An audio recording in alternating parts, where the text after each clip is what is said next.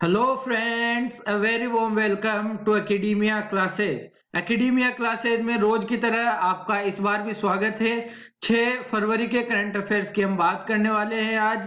तो उससे पहले मैं आपसे ये कहना चाहूंगा कि अगर चैनल को सब्सक्राइब आपने अभी तक नहीं किया है तो चैनल को सब्सक्राइब कर लें, लाइक करें वीडियो को, कमेंट करके बताएं चीजें आपको कैसी लगती है, कुछ सजेशन हो आपके तो कमेंट करें और दोस्तों में शेयर आपको जरूर जरूर कर देना है। ओके, बात करेंगे अपने आज के टॉपिक की तरफ, लेकिन उससे पहले आपको ये बता दें कि बीएसटीसी की हम बात कर रहे हैं कि बीएसटीसी का नया बैच शुरू हो रहा है 15 ऑफ फेब को। तो बीएसटीसी ही नहीं, एलडीसी जो राजस्थान हाई कोर्ट की जो एलडीसी की वैकेंसी आई हुई है उसके लिए भी 15 फरवरी से हमारे एकेडेमिया क्लासेज के ऑफलाइन इंस्टीट्यूशन पर क्लासेज शुरू हो रही है। तो अगर आप मकराना या उसके आसपास से बिलोंग करते हैं तो आपको जरूर ज्वाइन करना चाहिए। एटलीस्ट डेमो क्लासेज आप जरूर लें, 3 क्लासेज 3 दिन तक डेमो क्लासेज। तो आप डेमो क्लासेज लेके डिसाइड करें कि आपको यहाँ ज्वाइन करना चाहिए या नहीं करना चाहिए। ओके, अब बात करेंगे अपने टॉपिक के ऊपर, अपनी इंपॉर्टेंट न्यूज के ऊपर, एग्जाम पॉइंट ऑफ व्यू से जो इंपॉर्टेंट रहती है। ठीक है, तो सबसे पहले बात की जाएगी जायद अवार्ड फॉर ह्यूमन फ्रेटर्निटी 2021। 2021 का ये अवार्ड मिला है, जायद अवार्ड फॉर ह्यूमन फ्रेटर्निटी। ठीक है, किसको मिला है? तो एंटोनियो गुटेरस, ये आपको पिक में नजर आ रहे हैं, और लातिफा इब्न जियातेन को। तो एंटोनियो गुटेरस तो हम सब जानते हैं कि कौन है, यूएनओ के महासचिव है। महासचिव कई बार कंट्री पूछ लेता है तो आपको ध्यान रखना है कौन कहाँ के हैं, ये पुर्तगाल के हैं। फिर दूसरे जो लतीफा इब्न जियातेन है वो आपको ये पिक में नजर आ रही है, ये एक सोशल एक्टिविस्ट हैं जो मतलब में समाज सेवा के रूप में बहुत अग्रणी शख्सियत ये कही जाती है। ओके, तो एंटोनियो गुटेरस और लातिफा इब्न जियातेन को मिला है जायद अवार्ड फॉर ह्यूमन फ्रेटर्निटी 2021। इसकी जो पुरस्कार राशि है, पुरस्कार राशि तो $1 मिलियन पुरस्कार राशि, यानी 1 मिलियन का मतलब हो जाता है $10 लाख। इनमें से जो $5 लाख एंटोनियो गुटेरस ने ये घोषणा की है कि $5 लाख वो डोनेट कर देंगे यूएनएचसीआर के लिए। यानी ये क्या है UNHCR? United Nations high commissioner for refugees, जो यूनाइटेड नेशंस की शरणार्थियों से रिलेटेड संस्था है, एजेंसी है, उनके लिए यानी शरणार्थियों के लिए $5 लाख क्या कर देंगे? डोनेट कर देंगे। ये बात कही है एंटोनियो गुटेरस साहब ने। ओके, फिर बात करें, अगली बात भी हमारी एक प्राइज से रिलेटेड, ये ग्लोबल स्टूडेंट प्राइज, ये नया प्राइज शुरू किया है 2 संस्था ने मिलकर। एक तो चेग, ये कंपनी है एजुकेशन फील्ड में काम करने वाली, और एक वारके फाउंडेशन, इन दोनों ने मिलकर एक नया प्राइज शुरू किया है, नया अवार्ड शुरू किया है, ग्लोबल स्टूडेंट प्राइज। इसमें क्या होगा, जो आउटस्टैंडिंग स्टूडेंट्स होंगे ऑल ओवर द वर्ल्ड, उनकी पहचान की जाएगी और उन्हें मतलब आगे बढ़ने में, अपने डेवलपमेंट में और रिसर्च एंड डेवलपमेंट में आगे बढ़ने के लिए सहायता की जाएगी। इस प्राइज के अंतर्गत जो पुरस्कार राशि रखी गई है वो कितनी है? $50,000 इसमें पुरस्कार राशि है ना। इतनी बात आप ध्यान रखोगे। फिर हम चेग की, तो देखिए चेग जो कंपनी है वो पहले से एक पुरस्कार और देती है, वो आपको ध्यान रखना है, ग्लोबल टीचर पुरस्कार या प्राइज। ये भी पहले से, अगर आपको समझे पूछ ले कि ग्लोबल स्टूडेंट प्राइज ना पूछ के चेक द्वारा दिया जाने वाला ग्लोबल टीचर्स पुरस्कार पूछ ले, तो आपको ध्यान रखना है चेक कंपनी देती है, और इसकी जो पुरस्कार राशि है वो $10 लाख है, यानी $1 मिलियन है। इतनी बात आपको ध्यान रखनी है। ओके, फिर अब बात करें अगली हेडिंग की, तो वो क्या है? ई वॉच मोबाइल ऐप लॉन्च किया है आंध्र प्रदेश के राज्य निर्वाचन आयुक्त के द्वारा। तो ई वॉच ऐप अगर आपसे पूछे तो आपको ध्यान रखना है आंध्र प्रदेश के राज्य निर्वाचन आयुक्त ने इसको लॉन्च किया है। ओके, आंध्र प्रदेश के अगर सीएम की हम बात करेंगे ना, तो सीएम है वाई एस जगन मोहन रेड्डी, ये आंध्र प्रदेश के सीएम हो जाते हैं। और गवर्नर तो आप सब जानते होंगे, अगर नहीं याद है तो विश्व भूषण गवर्नर। आंध्र प्रदेश से रिलेटेड एक चीज आप लोग याद रखेंगे, जो एशियाई वाटर बर्ड की जनगणना कराने वाला भारत का जो राज्य है वो कौन है? आंध्र प्रदेश। बहुत ज्यादा इंपॉर्टेंट फैक्ट मैंने आपको बता दिया है, एग्जाम में पूछा ही जाएगा तो भूलना नहीं है। ओके, आगे बढ़ते हैं अगली हेडिंग की तरफ। क्या है? सीबीआई के अंतरिम चीफ चुने गए हैं, नियुक्त किए गए हैं। कौन? प्रवीण सिन्हा। ये जो आपको पिक में नजर आ रहे हैं ये है श्री प्रवीण सिन्हा, और इनको अभी सीबीआई के अंतरिम चीफ के रूप में नियुक्त किया गया है। तो आपको नाम नहीं भूलना है, इनका चेहरा नहीं भूलना है। चेहरा याद रखोगे तो नाम अपने आप कहीं ना कहीं याद आ जाएगा। तो है ना, आपको भूलना नहीं है। सीबीआई के अंतरिम चीफ किसे नियुक्त किया गया है? तो श्री प्रवीण सिन्हा को सीबीआई के अंतरिम चीफ नियुक्त किया गया है। अब बात करेंगे जो डीमियो कौन है? ये जो पिक नजर आ रही है ना आपको, ये जो पर्सन है ये दरअसल एक 22 वर्षीय पर्सन है, 22 साल के एक व्यक्ति हैं जिनका 2018 में एक एक्सीडेंट के अंदर 80% शरीर जल गया था, झुलस गया था। 80% शरीर जल जाने के बाद इन्होंने ये दुनिया के विश्व के प्रथम ऐसे व्यक्ति बने हैं जिनका सफलतापूर्वक चेहरा यानी फेस और दोनों हाथों का क्या हुआ? ट्रांसप्लांट हुआ है। ट्रांसप्लांट। ओके, याद रखोगे जो डीमियो, पहली बात तो ये यूएसए के हैं, ये पूछा जा सकता है कहाँ के हैं। दूसरी बात, ये विश्व के प्रथम व्यक्ति हैं जिनके चेहरे का, देखिए यहाँ पे ये आपको अब इनकी जो पिक नजर आ रही है वो हालिया पिक है, ये जब एक्सीडेंट से पहले की पिक है। तो चेहरे का और दोनों हाथों का सफल ट्रांसप्लांट करवाने वाले विश्व के प्रथम व्यक्ति हैं जो डीमियो, और ये यूएसए से बिलोंग करते हैं। 22 वर्षीय हैं। 2018 में एक भयंकर एक्सीडेंट के अंदर इनका 80% से ज्यादा शरीर जल गया था, जिसके बाद इन्हें चेहरा और हार्ट ट्रांसप्लांट किया गया है। तो ये बात आपको ध्यान रखनी है, विश्व के प्रथम व्यक्ति जिनका हाथों का सफल ट्रांसप्लांटेशन किया गया है यूएसए से बिलोंग करते हैं। ओके, अब बॉक्सिंग फेडरेशन ऑफ इंडिया के अध्यक्ष चुने गए हैं। दरअसल थे इस बार जो चुनाव हुए इसके लिए तो वापस यही जीते, और इनका नाम क्या है? श्री अजय सिंह इनका नाम है। तो अजय सिंह वापस चुने गए हैं बॉक्सिंग फेडरेशन ऑफ इंडिया के चेयरमैन या अध्यक्ष, है ना। किसको हराया इन्होंने चुनाव में? तो हराया इन्होंने आशीष शेलर को इन्होंने चुनाव में हराया, और ये वापस से जीते अध्यक्ष पद के लिए बॉक्सिंग फेडरेशन ऑफ इंडिया के लिए। इनके लिए एक और चीज आपको ध्यान रखनी है, spice jet airlines. Spice jet airlines के जो चेयरमैन है वो भी कौन है? अजय सिंह। तो क्योंकि अभी हाईलाइट किस वजह से हुए? बॉक्सिंग फेडरेशन ऑफ इंडिया के अध्यक्ष चुने गए इसलिए हाईलाइट हुए, लेकिन हो सकता है टफ क्वेश्चन बनाने में नहीं, सीईओ कौन है, तो ये भी तो आपको ध्यान होना चाहिए ना। तो ये आपको पता रखना है कि अजय सिंह ही स्पाइस जेट एयरलाइंस के चेयरमैन भी हैं। ओके, और अब वो पुनर्निर्वाचित हुए हैं बॉक्सिंग फेडरेशन ऑफ इंडिया के अध्यक्ष के तौर पे। अगली बात करेंगे, अगली बात हमारी रहेगी क्या? पाकिस्तान ने एक मिसाइल का प्रशिक्षण किया है, गजनवी मिसाइल का। मोस्ट इंपोर्टेंट है, यहाँ पे आपको नजर आ रही है, ये एक पिक मैंने ली है पाकिस्तान की मिसाइल से रिलेटेड। तो गजनवी मिसाइल का पाकिस्तान ने अभी क्या किया है? प्रशिक्षण किया है। तो एग्जाम में एक तो यही पूछ सकता है कि गजनवी मिसाइल किस देश की मिसाइल है, तो ये तो हमें पता चल गया पाकिस्तान की है।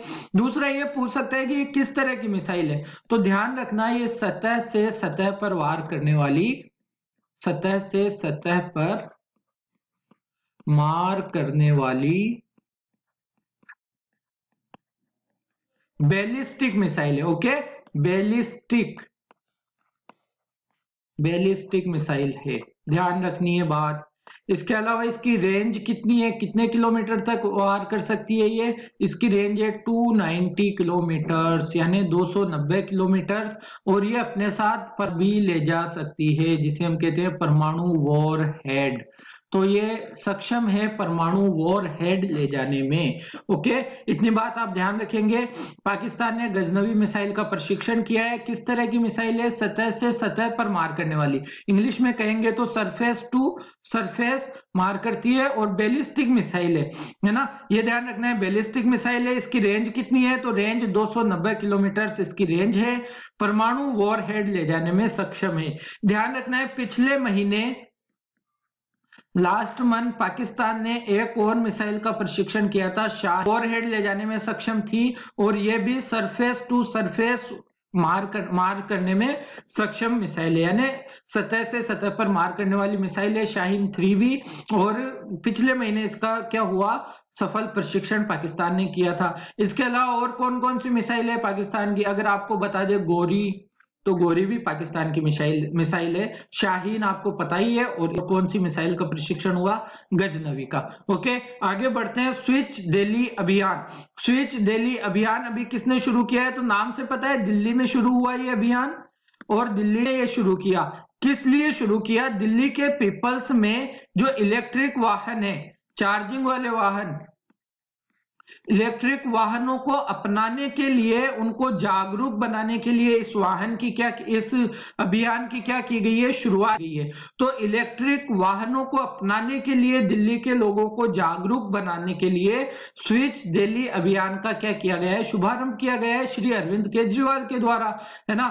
दिल्ली का टारगेट क्या है इलेक्ट्रिक वाहन को लेकर? क्योंकि दिल्ली में हमें पता है कि पोल्यूशन बहुत ज्यादा है, तो पोल्यूशन कम करने के लिए दिल्ली सरकार का ये टारगेट है कि 2024 तक पूरी दिल्ली में जितने भी वाहन चलते हैं उनका 25% इलेक्ट्रिक वाहन हो, जिससे दिल्ली को पोल्यूशन फ्री बनाने में मदद मिल सके। तो ये बात है स्विच दिल्ली अभियान की। अगर आपसे पूछे किस क्षेत्र से रिलेटेड, जागरूकता के लिए, तो इलेक्ट्रिक वाहनों को अपनाने के लिए ये लोगों को जागरूक करता है। ओके, अगली बात करते हैं। अगली बात क्या है? कोष बनाया गया है राजस्थान में। राजस्थान में कौशल वर्धन केंद्र, क्या मतलब है? राजस्थान के जयपुर में एक कौशल वर्धन केंद्र बनाया गया। और ये क्यों बनाया गया था? कि जो भिखारी हैं, भीख मांगने वाले लोग हैं, उन्हें प्रशिक्षित किया जा सके, उन्हें कोई कौशल सिखाया जा सके, स्किल डेवलपमेंट किया जा सके उनके अंदर। क्यों? क्योंकि राजस्थान सरकार ने अभी ये चाहा है, ये घोषणा की है कि हम चाहते हैं राजस्थान जो है वो भिखारी मुक्त, यानी भिखारी मुक्त राजस्थान बनाने के लिए ये एक कौशल वर्धन केंद्र खोला गया है, जिसमें भिखारियों को कौशल सिखाए जाएंगे। जैसे किस तरह के कौशल सिखाए जाएंगे? जैसे उनको किसी की रुचि है तो स्पोर्ट्स के बारे में भी, और कंप्यूटर चलाना उन्हें सिखाया जाएगा। इस तरह से उन्हें, मतलब में उनको इस तरह डेवलप किया जाएगा कि वो कमा के खा सकेंगे, उन्हें भीख मांगने की जरूरत नहीं पड़ेगी। और इसी तरह से जब हर एक पर्सन राजस्थान के अंदर कमाने लगेगा, एक किसी कौशल के अंतर्गत अपना काम करने लगेगा और पैसा कमाएगा, तो उसे भीख मांगने की जरूरत कहीं ना कहीं नहीं होगी। इस तरह से राजस्थान क्या हो सकता है? भिखारी मुक्त राजस्थान बन सकता है। राजस्थान के सीएम की बात करेंगे तो सीएम हम जानते हैं अशोक गहलोत सीएम है यहाँ के। अशोक गहलोत साहब सीएम है। और गवर्नर की अगर बात करेंगे तो श्री कलराज मिश्र हमारे यहाँ के गवर्नर है। ओके, फिर उत्तर प्रदेश सरकार की दो चीजें भी हाईलाइटेड हैं। क्या है? जनता दर्शन मोबाइल ऐप अभी लॉन्च किया है उत्तर प्रदेश की सरकार ने।